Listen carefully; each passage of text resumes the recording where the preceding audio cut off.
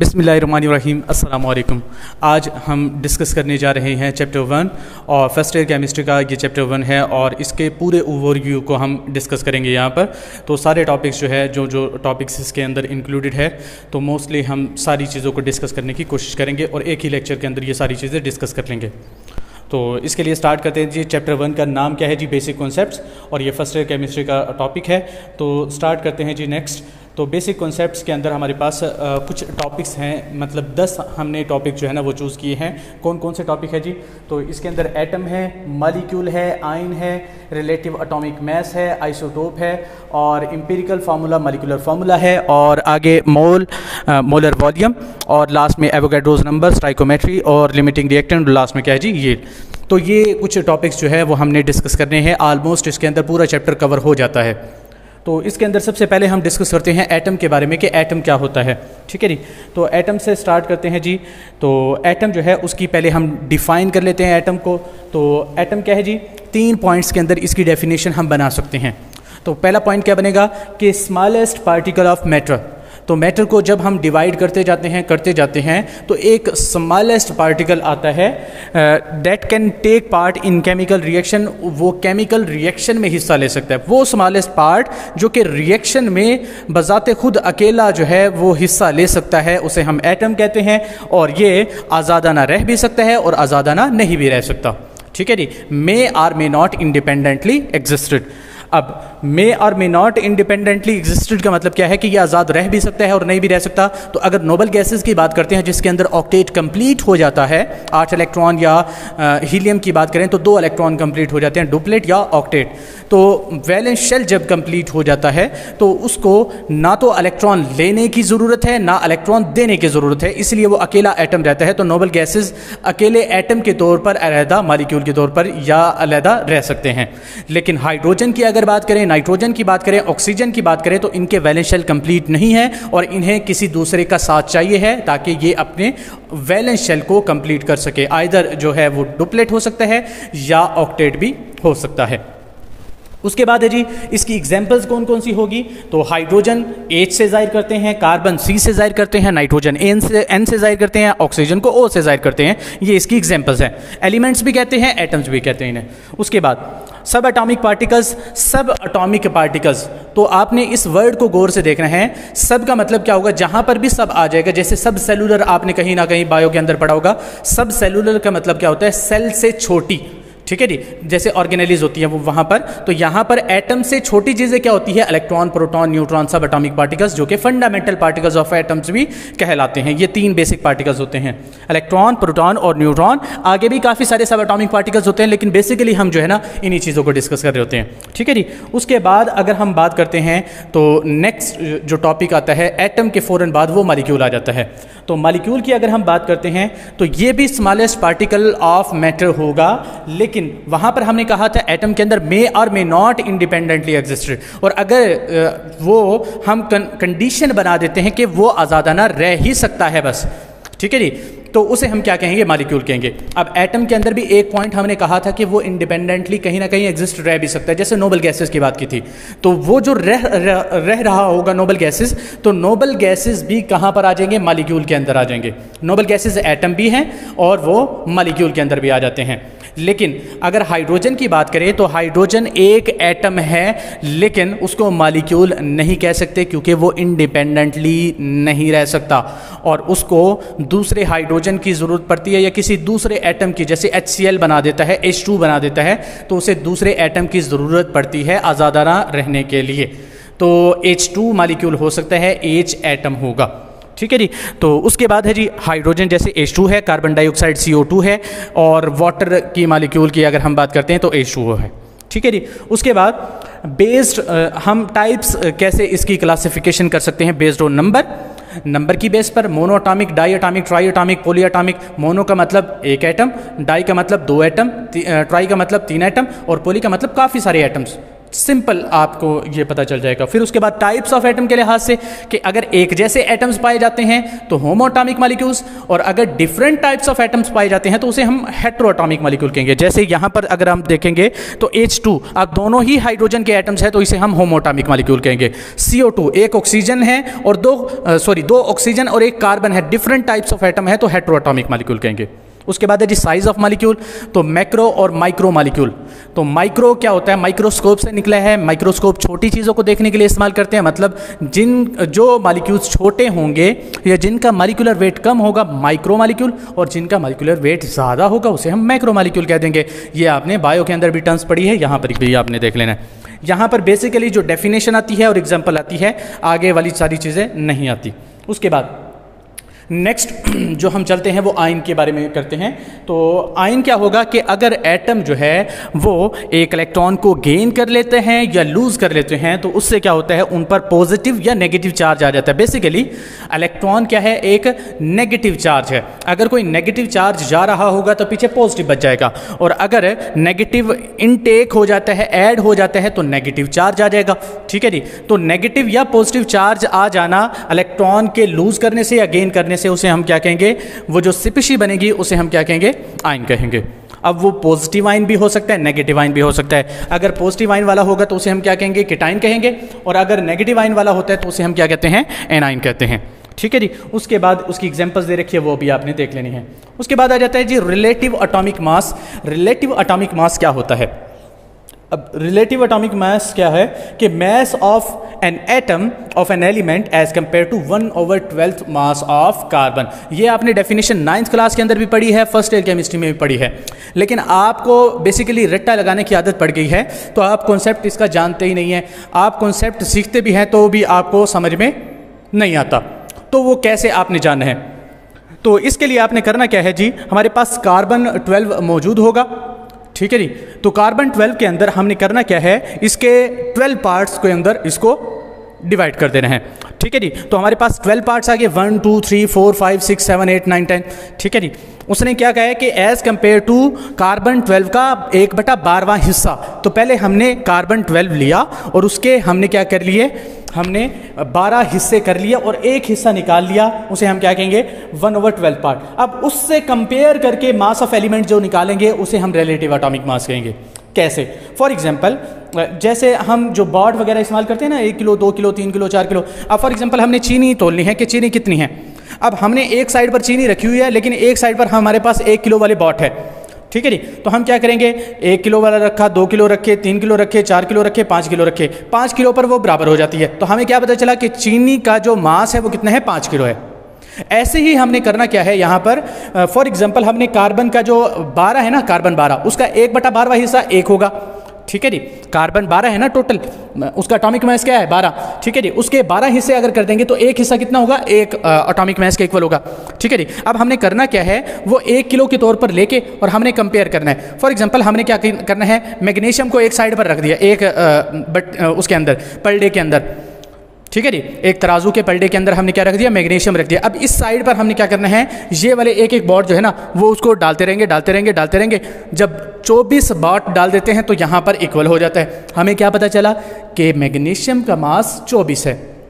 अगर हीलियम डाला है फॉर एग्जांपल, ठीक है जी, तो हीलियम दूसरी साइड पर क्या आ जाता है, वो 4 बॉट ऐड करते हैं तो इक्वल हो जाता है। तो हमें क्या पता चला कि 4 हीलियम का मास होगा। तो इस तरीके से आपने कंपैरिजन करना है। अगर आपको अभी भी समझ में नहीं आती तो आपने कमेंट में बताना है, मैं अलग से रिलेटिव एटॉमिक मास की एक वीडियो बना दूंगा। उसके बाद क्योंकि ये बहुत ही यूनिक सा कॉन्सेप्ट है, अक्सर बच्चे इसको रट्टा लगा लेते हैं लेकिन कॉन्सेप्ट जो है ना इनका नहीं आ पाता। उसके बाद नेक्स्ट जो हमारे पास टॉपिक है वो है आइसोटोप्स। आइसोटोप क्या होते हैं जी, कि atoms of element having same atomic number, जिनका एटॉमिक नंबर सेम होगा लेकिन मास नंबर जिनका डिफरेंट हो जाता है। जैसे कार्बन के आइसोटोप है, इनका एटॉमिक नंबर क्या है जी, सेम है 666, और इनका मास नंबर क्या हो गया, डिफरेंट हो गया। एक का 12 है, एक का 13 है, एक का 14 है। ठीक है जी। तो टेक्निक अगर हमने यूज़ करनी है कि डिफरेंट आइसोटोप्स के मासेस को मालूम करना है तो कैसे मालूम करेंगे, मास स्पेक्ट्रोमेट्री। एक बहुत ही इंपॉर्टेंट लॉन्ग क्वेश्चन है चैप्टर 1 के अंदर, वो आपने देखना होता है। ठीक है जी। अगर मास स्पेक्ट्रोमेट्री वाला लॉन्ग क्वेश्चन चाहिए है तो वो भी आप जो है टॉपिक के बारे में मुझे बता दिया करें कि कौन सा टॉपिक आपको चाहिए है, तो नेक्स्ट वीडियो जो है उसकी आ जाएगी। ठीक है जी, तो आप कमेंट सेक्शन में लाजमी बताया करें। उसके बाद नेक्स्ट जो है आगे हम देखें एम्पिरिकल फार्मूला और मॉलिक्यूलर फार्मूला। बहुत ही आसान सा टॉपिक है। तो एक्चुअल नंबर ऑफ एटम्स जो कि बता रहा होगा मॉलिक्यूलर फार्मूला। जैसे ग्लूकोज की बात करें तो C6H12O6। अब इसमें एक्चुअल नंबर ऑफ एटम्स बता रहा है कि कार्बन के एक्चुअल में 6 एटम्स होंगे, हाइड्रोजन के 12 होंगे और ऑक्सीजन के 6 होंगे।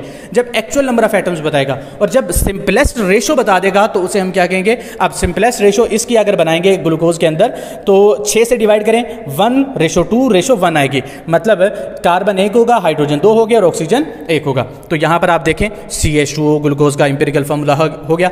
तो जब एक्चुअल नंबर ऑफ एटम्स बताने हैं तो मॉलिक्यूलर फार्मूला, और जब सिंपलेस्ट रेशो बतानी है तो उसे हम क्या कहेंगे, एम्पिरिकल फार्मूला कहेंगे। ठीक है जी। नेक्स्ट चलते हैं हम अगले टॉपिक की तरफ। तो अगला टॉपिक है जी मोल और मोलर वॉल्यूम। ये भी आपने समझना है। मैंने एक तरतीब से आपको समझाया है, बहुत ही आसानी से आपको समझ में आ जाएगी। हमारे पास 4 टाइप्स की स्पीशीज़ है। एलिमेंट हो सकते हैं, कोवलेंट कंपाउंड हो सकते हैं, आयोनिक कंपाउंड हो सकते हैं, या कोई भी आयोनिक स्पीशी हो सकती है जिस पर कोई चार्ज होगा। क्या क्या चीज़ है हमारे पास, element, covalent compound, ionic compound और साथ में कोई भी आयोनिक स्पीशी है। अब हमने करना क्या है जी, एलिमेंट जो है उसके अंदर क्या मौजूद होते हैं, एटम्स, और कोवलेंट कंपाउंड के अंदर मॉलिक्यूल्स, और आयोनिक कंपाउंड के अंदर फार्मूला यूनिट्स होते हैं, और आयनिक स्पीशी के अंदर क्या होते हैं, आयनिक स्पीशीज, सिंपल आयन भी कह सकते हैं। ठीक है जी। एटम का जो होता है ना उसे हम कहते हैं एटॉमिक मास। एटम का मास एटॉमिक मास होता है। मॉलिक्यूल्स का जो मॉलिक्यूलर मास, फार्मूला यूनिट का फार्मूला मास, और आयनिक स्पीशी का आयनिक मास। अब डिफाइन करने के लिए आ जाते हैं। डिफाइन कैसे करना है, अगर एलिमेंट के अंदर मौजूद एटम्स के एटॉमिक मास को ग्राम्स में शो कर दे, जैसे कार्बन का जो है ना, कार्बन जो है उसका एटॉमिक मास होता है 12, उसको 12 ग्राम कर दे। ठीक है जी। तो एटम, एलिमेंट के अंदर मौजूद एटम के एटॉमिक मास को ग्राम्स में शो कर दे तो वो क्या कहलाएगा, एक मोल कहलाएगा। ग्राम एटम कहला सकता है, ग्राम मोल कहला सकता है, या सिंपल मोल कहला सकता है। अगर हम इसकी बात करते हैं तो कोवलेंट कंपाउंड के अंदर जो मॉलिक्यूल्स हैं उनके मॉलिक्यूलर मास को ग्राम्स में शो कर दें।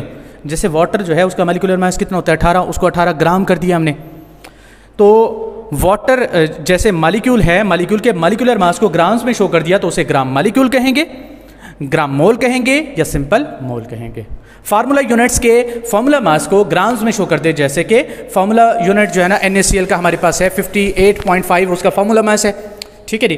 तो उसके अंदर जब हम करेंगे 58.5 तो उस केस में क्या हो जाएगा हमारे पास, अब ये हमने फार्मूला मास शो कर दिया है तो उसे हम क्या कहेंगे, ग्राम फार्मूला, ग्राम मोल, या सिंपल एक मोल कह देंगे। उसके बाद है जी हमारे पास आयनिक स्पीशी। अब आयनिक स्पीशी हमारे पास सल्फेट आयन, कोई सा भी हाइड्रोक्सल आयन भी ले सकते हैं, यहाँ पर जो मर्जी आपने लेना है वो ले। ठीक है जी। तो आयनिक स्पीशी जो भी होगी उसका आयनिक मास होगा। आयनिक मास कैसे, एटम्स के जो मासेस होते हैं उनको ऐड करना है। जस्ट आपने कोई चार्जेस वगैरह का कोई रिलेशन नहीं है यहाँ पर, तो आपने जस्ट आयनिक मास के अंदर क्या करना है कि जो भी आयन्स मौजूद है, जो भी एटम्स मौजूद है उनके मासेस को कैलकुलेट करके ऐड कर लो, बस सिंपल।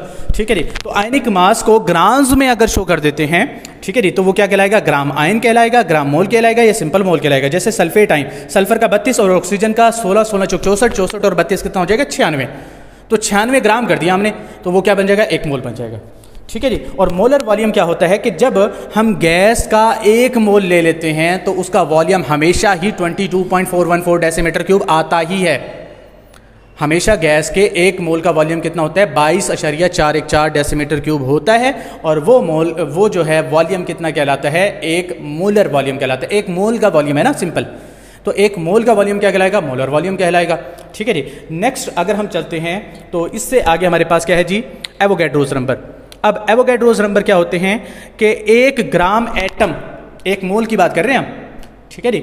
1 ग्राम मॉलिक्यूल 1 मोल है, 1 ग्राम फार्मूला 1 मोल है, पीछे अभी हमने डिस्कस किया था। और एक ग्राम आयन क्या है जी, 1 मोल है। तो सभी के 1 मोल के अंदर, जैसे एलिमेंट का 1 ग्राम एटम, कोवलेंट कंपाउंड का 1 ग्राम मॉलिक्यूल, आयनिक कंपाउंड का 1 ग्राम फार्मूला, और आयनिक स्पीशी का 1 ग्राम आयन। ठीक है जी। तो उनके अंदर जो एटम्स की तादाद होगी, 1 ग्राम एटम में एटम्स की तादाद कितनी होगी, 6.02 × 10 की ताकत 23। ठीक है जी। 1 ग्राम मॉलिक्यूल के अंदर मॉलिक्यूल्स की तादाद कितनी होगी, 6.02 × 10 की ताकत 23 मॉलिक्यूल्स होंगे। 1 ग्राम फार्मूला में फार्मूला यूनिट्स की तादाद कितनी होगी, 6.02 × 10 की ताकत 23। उसके बाद 1 ग्राम आयन में आयंस की तादाद कितनी होगी? 6.02 ज़रब 10 की ताकत 23। हर एक के अंदर, 1 मोल के अंदर पार्टिकल्स की तादाद, चाहे वो एटम्स हो, चाहे वो मॉलिक्यूल्स हो, चाहे वो फार्मूला यूनिट्स हो, चाहे वो आयंस हो, वो तादाद कितनी होती है? 6.02 ज़रब 10 की ताकत 23 ही होती है। और उसे हम क्या कहते हैं? एवोगैड्रोज नंबर कहते हैं। मतलब 1 मोल के अंदर पार्टिकल्स की तादाद, ठीक है जी। और उसको हम जाहिर किस चीज़ से करते हैं? Na से जाहिर करते हैं। जैसे कार्बन के 12 ग्राम कर लें, ठीक है जी, सिंपल एक हम एटम के लिहाज से कर रहे हैं। तो कार्बन का जब 12 ग्राम कर लेते हैं, कार्बन का एटॉमिक मास कितना होता है? 12, उसको 12 ग्राम कर दिया तो 1 मोल बन गया ना उसका, तो 1 ग्राम एटम हो गया या 1 मोल ऑफ कार्बन हो गया। और उसके अंदर एटम्स की तादाद कितनी होगी? 6.02 ज़रब 10 की ताकत 23 कार्बन एटम्स होंगे, और उसे हम क्या कहेंगे? एवोगैड्रोज नंबर कहेंगे। समझ में आ जाएगी बात। नेक्स्ट अगर चलते हैं हम, तो वो आ जाता है स्टाइकोमेट्री के बारे में हमने रिलेशन देखना है। तो स्टाइकोमेट्री क्या होता है? Quantitative relationship between reactant and product. Product, हमारे पास एक रिएक्शन चल रहा है बैलेंस्ड केमिकल इक्वेशन के अंदर, और उसके अंदर हमने क्वांटिटेटिव रिलेशन देखना है कि हमने रिएक्टेंट का मास कितना लिया है, प्रोडक्ट का मास कितना लिया है, ठीक है जी। रिएक्टेंट के मोल्स कितने थे, प्रोडक्ट के मोल कितने बनेंगे, रिएक्टेंट का वॉल्यूम कितना था और प्रोडक्ट का वॉल्यूम कितना बनेगा। तो ये जो क्वांटिटी के लिहाज से हम आपस में रिलेशनशिप कर रहे होंगे तो उसे हम क्या कहेंगे? स्टाइकोमेट्री कहेंगे। और किस में करनी है? Balanced chemical equation. पहले हमारे पास क्या होनी चाहिए? बैलेंस्ड केमिकल इक्वेशन होनी चाहिए, और उसमें रिएक्टेंट और प्रोडक्ट के हमने क्या करना है? क्वांटिटेटिव रिलेशनशिप हमने देखना है। वो मास का भी हो सकता है, मोल का भी हो सकता है, वॉल्यूम का भी हो सकता है, ठीक है जी। तो मास मास रिलेशनशिप देख सकते हैं, रिएक्टेंट का मास, प्रोडक्ट का मास। उसके बाद मास मोल देख सकते हैं कि एक का मास दे रखा हो, दूसरे का मोल मालूम करना है, और एक का मास दे रखा है, दूसरे का वॉल्यूम मालूम करना है, ये भी कर सकते हैं। तो मोल से हमने क्या करना है? कोई भी चीज़ मालूम करनी होती है तो ये छोटा सा फॉर्मूला है। आपने जब भी मोल से दूसरी तरफ जाना है तो चीज़ों को मल्टीप्लाई करना होता है। जैसे मोल से पार्टिकल्स की तरफ जाएंगे तो मल्टीप्लाई बाय 6.02 ज़रब 10 की ताकत 23। मोल से मास की तरफ जाएंगे तो मोलर मास से मल्टीप्लाई कर देंगे। मोल से वॉल्यूम की तरफ जाएंगे तो 22.414 से मल्टीप्लाई कर देंगे। और जब मोल की तरफ जाएंगे तो डिवाइड कर देना है आपने। इसको डिवाइड कर दिया, इसको भी डिवाइड कर दिया, और इसको भी डिवाइड कर दिया। नेक्स्ट चलते हैं जी आगे। उसके बाद है जी हमारे पास टॉपिक लिमिटिंग रिएक्टेंट और यील्ड। लिमिटिंग रिएक्टेंट क्या होता है? बाज़-औक़ात हम एक रिएक्शन करवा रहे होते हैं तो एक रिएक्टेंट पहले यूज़ हो जाता है, तो वो जो पहले यूज़ हो गया है अब उसके बाद प्रोडक्ट नहीं बनेगा। फॉर एग्जांपल ए और बी जो है ना, हमने रिएक्टेंट मिलाए हुए थे, एक प्रोडक्ट सी बना रहे थे। अब ए पहले इस्तेमाल हो गया तो क्या बी अकेला सी बना सकता है? नहीं बना सकता। तो इसलिए ए की वजह से सी क्या बनता है? कम बनता है। तो ए ने सी की अमाउंट को, यानी ए जो रिएक्टेंट है उसने सी प्रोडक्ट के अमाउंट को कंट्रोल कर लिया है। तो वो रिएक्टेंट जो पहले इस्तेमाल हो जाता है और प्रोडक्ट की अमाउंट को कंट्रोल कर लेता है उसे हम क्या कहते हैं? लिमिटिंग रिएक्टेंट कहते हैं। तो लिमिटिंग रिएक्टेंट क्या है जी? Controls the amount of product due to its smaller amount, और ये that first all used up in a chemical reaction, और रिएक्शन को रोक देता है, उसे हम क्या कहते हैं? लिमिटिंग रिएक्टेंट कहते हैं। जैसे 30 कबाब और 58 स्लाइसेस है। अब एक कबाब के अंदर 2 स्लाइसेस और 1 कबाब जो है वो यूज होता है। तो 30 कबाब तो कह रहे हैं कि 30 सैंडविच बनने चाहिए, ठीक है जी, लेकिन 58 स्लाइसेस कहते हैं कि 29 बनने चाहिए, 30 नहीं बनने चाहिए। तो स्लाइसेस पहले इस्तेमाल हो गए और कबाब एक बच जाएगा, तो इसलिए स्लाइसेस क्या होंगे? हमारे पास लिमिटिंग रिएक्टेंट होंगे, और कबाब क्या होंगे? एक्सेस के अंदर जो मौजूद है एक्सेस रिएक्टेंट होंगे, ठीक है जी। उसके बाद यील्ड क्या है जी? The amount of product obtain from a chemical reaction, उसे हम क्या कहते हैं? यील्ड कहते हैं। एक केमिकल रिएक्शन से कितना प्रोडक्ट हासिल हुआ है यील्ड कहेंगे। यील्ड का लफ्ज़ मतलब ही पैदावार होता है, ठीक है जी। मतलब आपने कोई गंदम वगैरह काश्त की है तो उससे कितना वीट हमें हासिल हो रहा है, कितना कॉर्न हासिल हो रहा है, तो वो जो अमाउंट ऑफ जो क्रॉप होती है उसे हम यील्ड कहते हैं, पैदावार कहते हैं। तो यहाँ पर भी यही है कि हमने एक रिएक्शन करवाया, ठीक है जी, रिएक्टेंट्स को मिला के और प्रोडक्ट बनाया, तो प्रोडक्ट हमें कितना हासिल होता है उसे हम क्या कहेंगे? यील्ड कहेंगे। और ये हमारे पास 2 टाइप्स की हो सकती है, एक एक्चुअल यील्ड है और दूसरा क्या है जी? Theoretical yield. अब एक्चुअल यील्ड क्या है जी हमारे पास? तो एक्चुअल यील्ड के अंदर क्या होता है? उसके अंदर हमारे पास जो हम केमिकल रिएक्शन करवा रहे हैं, ठीक है जी, हम लैब के अंदर जो भी एक्सपेरिमेंट करवा रहे हैं और उससे हमें जितना हासिल होता है वो हम क्या कहते हैं? एक्चुअल यील्ड है। लेकिन हम क्या करते हैं, अगर बैलेंस्ड केमिकल इक्वेशन से मालूम कर लेते हैं कि ये रिएक्टेंट था और आगे केमिकल इक्वेशन वगैरह कोई लगा के रिएक्शन फार्मूला जो भी लगाना है हमने वो फार्मूला वगैरह लगा के और मालूम कर लेते हैं कि ये हमारे पास आनी चाहिए थी। जो आनी चाहिए थी बैलेंस्ड केमिकल इक्वेशन से मालूम की, फार्मूला लगाकर थ्योरेटिकली इस्तेमाल की, तो उसे हम क्या कहेंगे, थ्योरेटिकल यील्ड कहेंगे। और जो आई है हमारे पास, जो कि हमने लैब के अंदर एक्सपेरिमेंट परफॉर्म करवा के की थी, वो क्या है, एक्चुअल यील्ड। और जाहिर सी बात है जो हम थ्योरी से मालूम करेंगे वो तो एक्यूरेट आएगी, और जैसे फॉर एग्जांपल 80 आनी थी 80 आएगी फॉर्मूले की मदद से। तो लेकिन जब लैब के अंदर एक्सपेरिमेंट करवा रहे होंगे तो थोड़ी हमारी कोताही होगी, थोड़ा ऑपरेटर्स, थोड़ा सा मेथड की वजह से थोड़ा बहुत जो है वो प्रोडक्ट कम हो सकता है इम्प्योरिटीज़ की वजह से। तो इसकी वजह से हम क्या कह सकते हैं, एक्चुअल यील्ड हमेशा कम होगी, थ्योरेटिकल यील्ड हमेशा ज़्यादा होगी। समझ में आ जाएगी बात। उसके बाद यहाँ तक जो है ना हमने चैप्टर 1 जो है उसकी ओवरव्यू स्लाइड्स कर ली हैं। अब आगे आपने बताना है कि किस किस चैप्टर की आपको ओवरव्यू स्लाइड्स चाहिए हैं। तो कमेंट के अंदर लाजमी बताया करें कि कौन कौन सा आपको टॉपिक चाहिए है, तो मैं नेक्स्ट कोशिश करूँगा कि वही टॉपिक जो है आपके लिए तैयार करके और यहाँ पर प्रेजेंट करूँ। ठीक है जी, तो मिलते हैं नेक्स्ट वीडियो के अंदर, तब तक के लिए अल्लाह हाफिज़।